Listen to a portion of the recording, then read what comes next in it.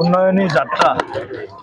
অসমৰ সৰ্বদক্ষ জনপ্ৰিয় মুখ্যমন্ত্ৰী ডক্টৰ হিমন্ত বিশ্ব শৰ্মা ডাঙৰীয়াৰ বলিষ্ঠ নেতৃত্বত আৰম্ভ হৈছে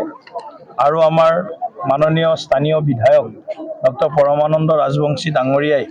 সন্মুখৰ পৰা গোটেই কাম কাজবিলাকক তেখেতে নেতৃত্ব দিছে আৰু আজি চিপাঝাৰবাসী বা চিপাঝাৰ সমষ্টিবাসীৰ বাবে এটি প্ৰাপ্তিৰ দিন কাৰণ আজিৰ দিনটোতে আমি আনুষ্ঠানিকভাৱে আজি কামৰ আৰম্ভণি কৰিলোঁ চিপাঝাৰ সমজিলাৰ যি কাৰ্যালয় প্ৰায় 19,50,00,000 টকা ব্যয় সাপেক্ষে এই কাৰ্যালয়টো গ্ৰাউণ্ড +4 অৰ্থাৎ 5 মহলীয়া এই কাৰ্যালয়টো আমি ইয়াত অহা এবছৰ 1.5 বছৰৰ ভিতৰতে যিমান সোনকালে পৰা যায় ইয়াৰ কাম আমি সম্পূৰ্ণ কৰিম আৰু স্থায়ীভাৱে আমাৰ সমজিলাৰ যি কাৰ্যালয় ইয়াৰ পৰা আমি আমাৰ চৰকাৰী কাম কাজসমূহ পৰিচালনা কৰিম আমি মুখ্যমন্ত্ৰী ডাঙৰীয়াক বিশেষভাৱে ধন্যবাদ দিছোঁ আৰু স্থানীয় বিধায়ক ডক্টৰ ৰাজবংশী ডাঙৰীয়াকো ধন্যবাদ দিছোঁ চিপাঝাৰত যোৱাটো 5টা বছৰত কমেও 1000 কোটি টকাৰ কাম কাজ হৈছে ৰাস্তা ঘাটৰ পৰা যদি আৰম্ভ কৰে এই গোটেইবিলাক লৈ 1000 crores ক'ব গ'লে কাম আৰম্ভ হৈছে তাৰোপৰি পুৰুৱা নাৰেংগী ব্ৰিজ বাদ দিয়ক তাৰপিছত আপুনি ৰিং ৰোড বাদ দিয়ক এনেকুৱা কিছুমান ডাঙৰ প্ৰকল্প বাদ দিয়ক এনেকুৱা ৰাস্তা ঘাট কাৰ্যালয় দলং অসমমালাৰ ৰাস্তাৰ পৰা আৰম্ভ কৰি যদি আমি সব ধৰোঁ তেতিয়াহ'লে প্ৰায় 1000 কোটি টকাৰ কাম যোৱা 5টা বছৰত শিৱসাগৰ চিপাঝাৰ সমষ্টিত আমি কৰিব সক্ষম হৈছোঁ বা কিছুমান কাম তাৰ পূৰ্ণতা প্ৰাপ্তি হৈছে কিছুমান কাম চলি আছে গতিকে চিপাঝাৰ সমষ্টিত বিধায়ক ডাঙৰীয়া সদস্য যদিও তেখেতৰ লগত আমি একেলগে গৰুখুটি বহুমুখী কৃষি প্ৰকল্প আজি আমি লছত নাই লাভত আমি চলাই আছোঁ পদ্ম হাজৰিকা দেৱৰ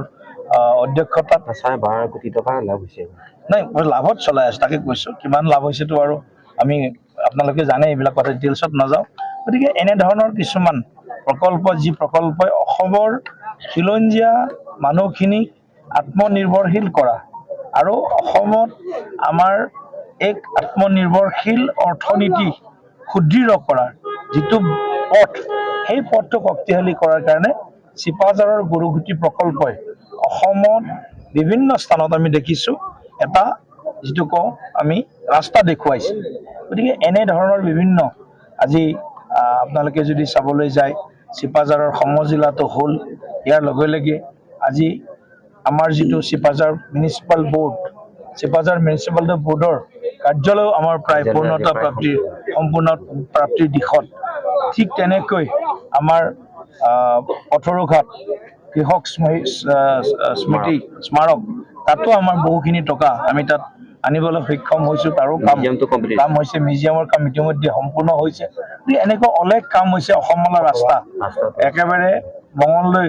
গাৰ্লছ হাইস্কুলৰ পৰা কৰিম চকৰে ইছলামপুৰ হৈ আমাৰ মঙলদৈ সমষ্টি চিপাঝাৰ সমষ্টি কমলপুৰ সমষ্টি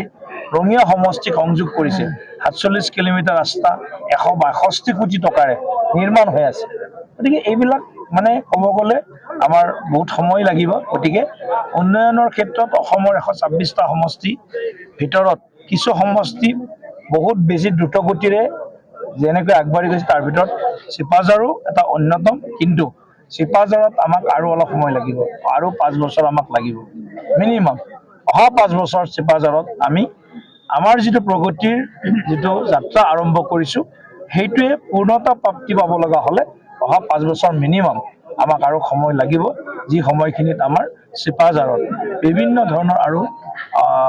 উন্নয়নমূলক গতিবিধি বা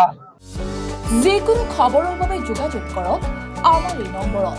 9181 307 2221